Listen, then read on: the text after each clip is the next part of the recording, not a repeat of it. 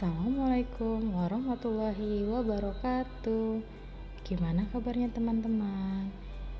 Mudah-mudahan teman-teman selalu dalam keadaan sehat ya.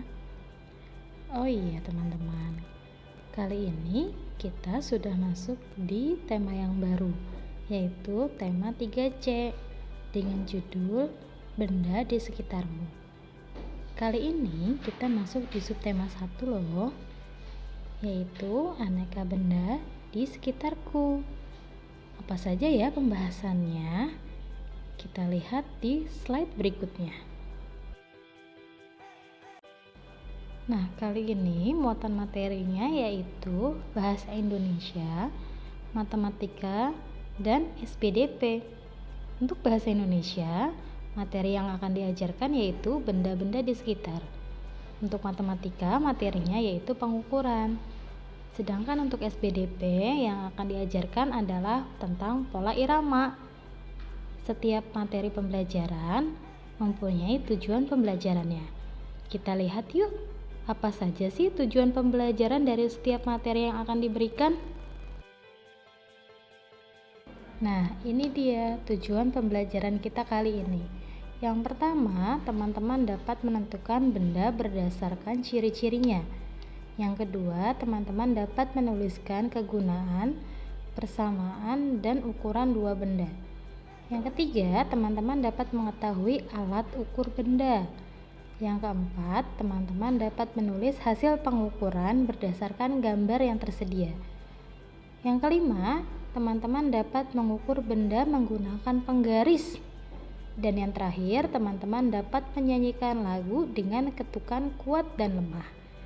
Dari tujuan pembelajaran ini, semoga teman-teman tetap semangat dan bisa mencapai tujuan yang sudah ditentukan. Semangat terus teman-teman. Oke, sekarang kita masuk ke materinya. Yang pertama adalah benda. Apa sih benda itu? Benda adalah segala sesuatu yang ada di alam yang memiliki wujud atau bentuk. Jadi semua yang ada di alam yang berbentuk itu dinamakan benda. Tapi benda juga dibagi dua. Ada benda hidup dan benda tak hidup.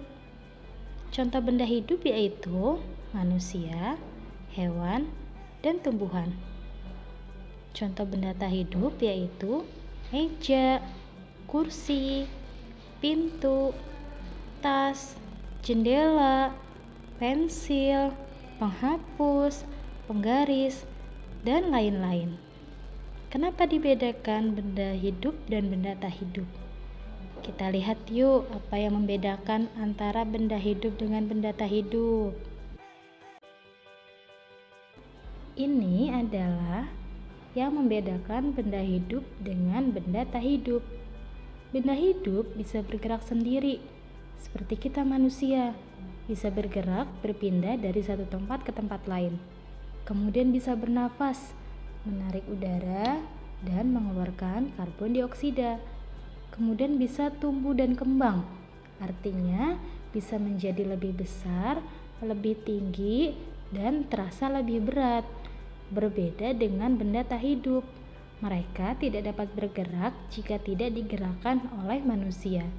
Kemudian mereka juga tidak bisa bernafas. Apakah teman-teman pernah melihat meja dan kursi bernafas? Tentunya tidak pernah ya. Kemudian mereka juga tidak bisa tumbuh dan berkembang. Mereka tidak bisa menjadi besar atau menjadi kecil, apalagi berubah menjadi banyak. Benda tak hidup memiliki ciri-ciri lain, seperti memiliki ukuran tinggi, pendek, lebar, panjang, besar, dan kecil. Seperti pintu. Pintu itu tinggi dan lebar. Kemudian memiliki bentuk. Ada yang bulat, persegi, persegi panjang, segitiga, kubus, balok, tabung, dan lain-lain.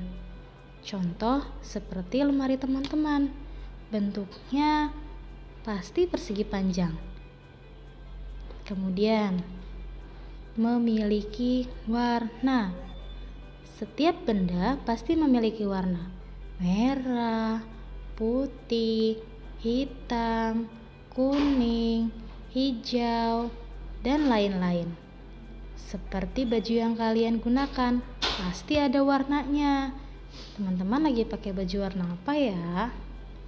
Dan yang paling penting, benda itu memiliki kegunaan. Contoh, sendok gunanya untuk makan. Kemudian lemari gunanya untuk menyimpan pakaian. Sandal gunanya untuk memberikan kaki kita alas agar kaki kita tidak sakit saat berjalan. Dari benda-benda yang sudah disebutkan tadi, benda tersebut bisa kita ketahui ukurannya. Dengan apa? Caranya dengan diukur menggunakan alat ukur. Tapi penggunaan alat ukurnya bermacam-macam. Ada yang namanya meteran pita, ada yang namanya meteran saku, kemudian jangka sorong. Ada juga kita bisa menggunakan penggaris. Fungsinya juga berbeda-beda. Kalau penggaris bisa digunakan untuk mengukur benda-benda yang kecil seperti buku, pensil, penghapus, tempat pensil. Kalau meteran pita berfungsi untuk mengukur bahan yang bisa dijadikan baju, celana.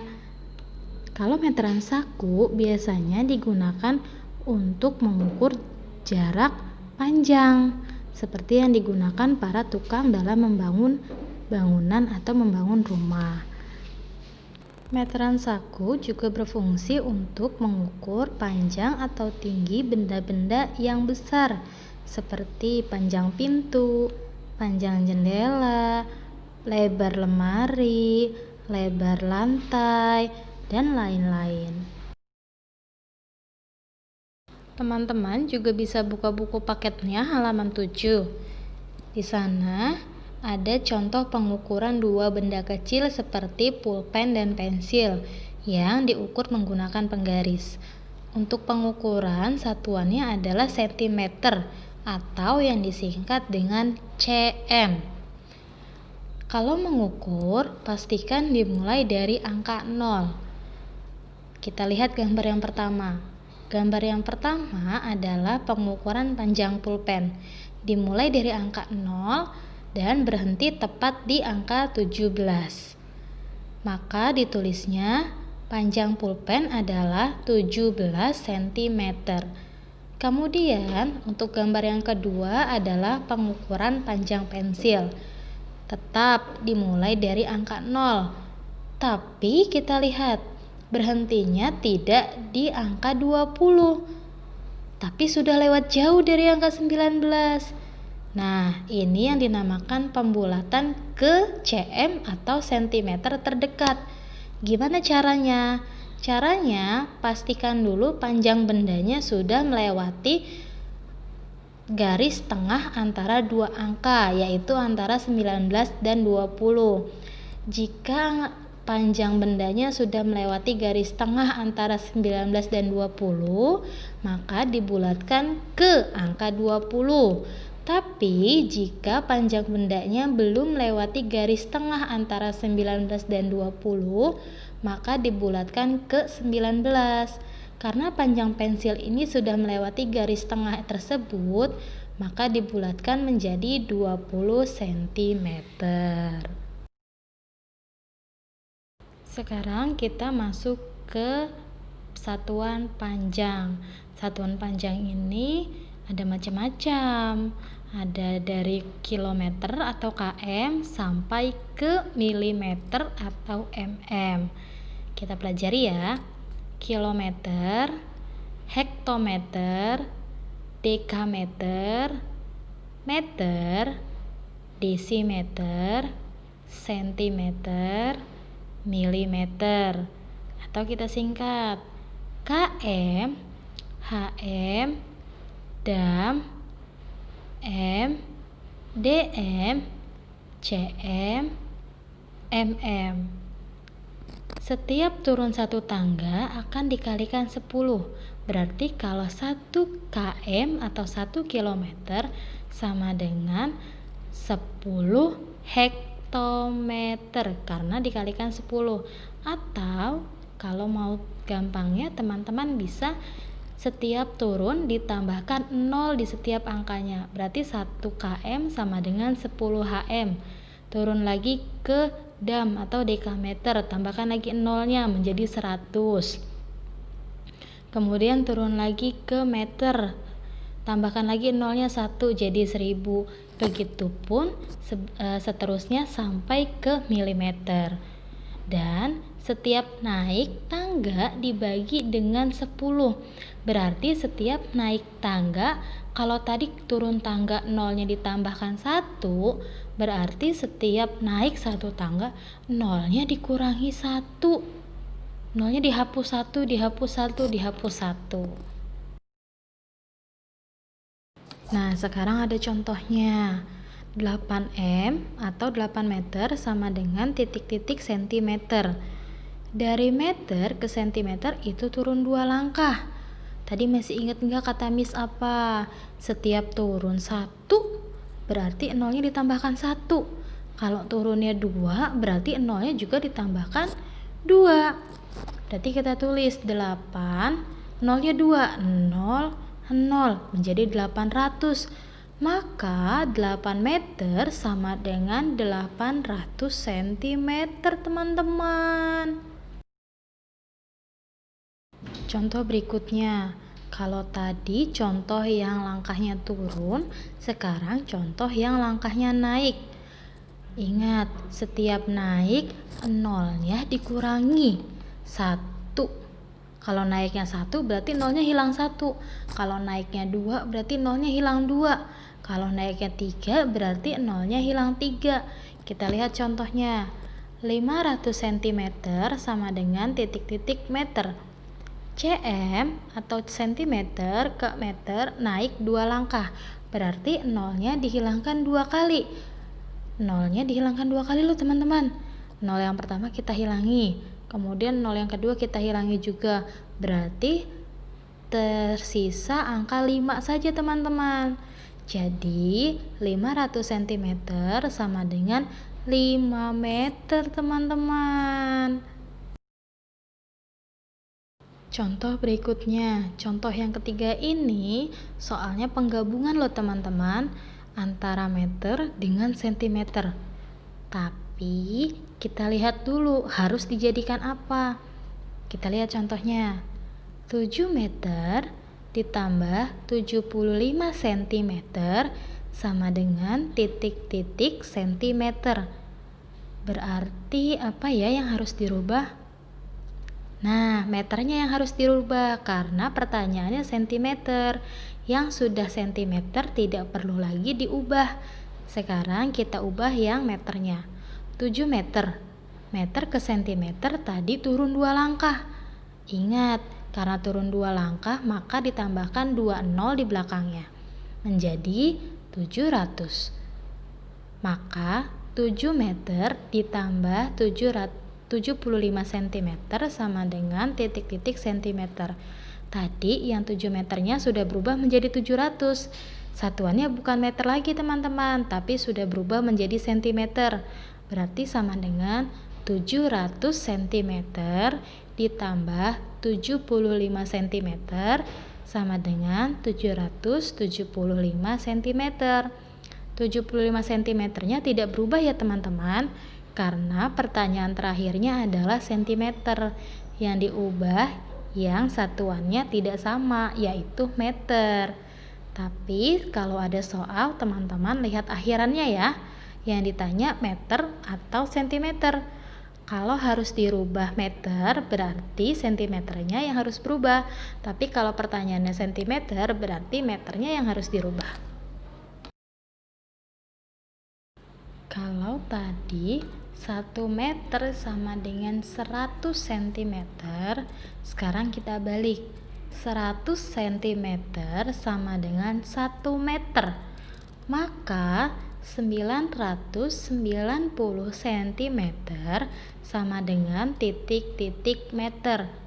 Dari sentimeter ke meter naik 2 langkah.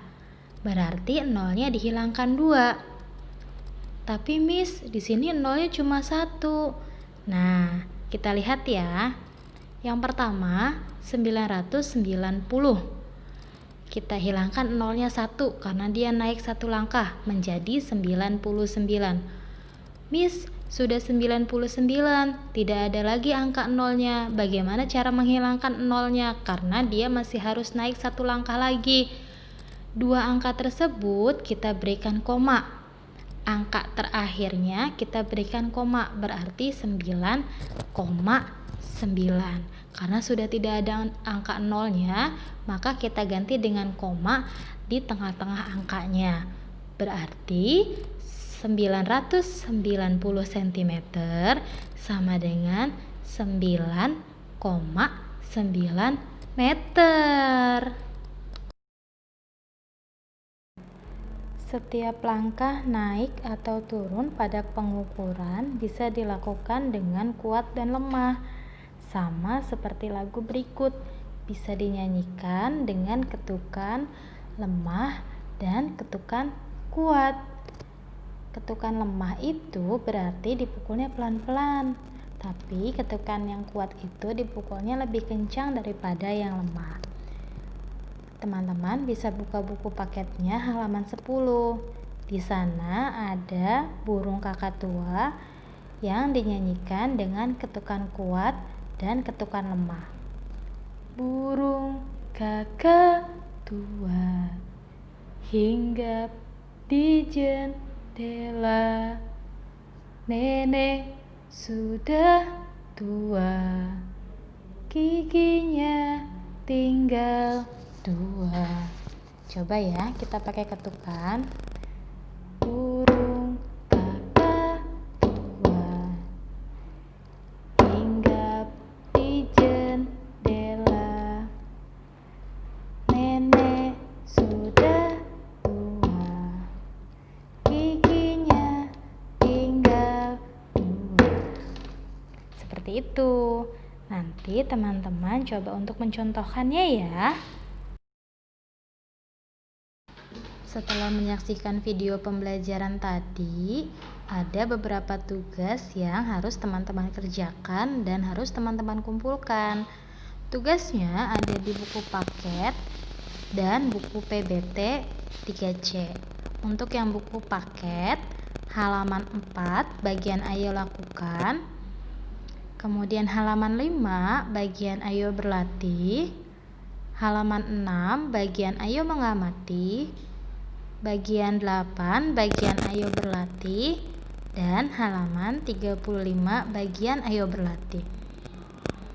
Untuk PBT-nya ada di halaman 2 bagian kegiatan 2, kemudian yang terakhir halaman 17 bagian A yang paling atas ya. Semoga tugas ini bisa teman-teman kerjakan dan teman-teman kumpulkan tepat pada waktunya. Dan semoga video pembelajaran ini bisa membantu teman-teman dalam memahami pelajaran kita kali ini. Terima kasih teman-teman sudah menyaksikan video pembelajaran kita kali ini. Semoga teman-teman tetap semangat dan jangan lupa tetap jaga kesehatan ya teman-teman. Mudah-mudahan kita bisa cepat bertemu di dalam kelas dan belajar tatap muka langsung. Miss sudah rindu deh dengan kalian. Semangat terus teman-teman. Miss tunggu ya tugasnya. Assalamualaikum warahmatullahi wabarakatuh.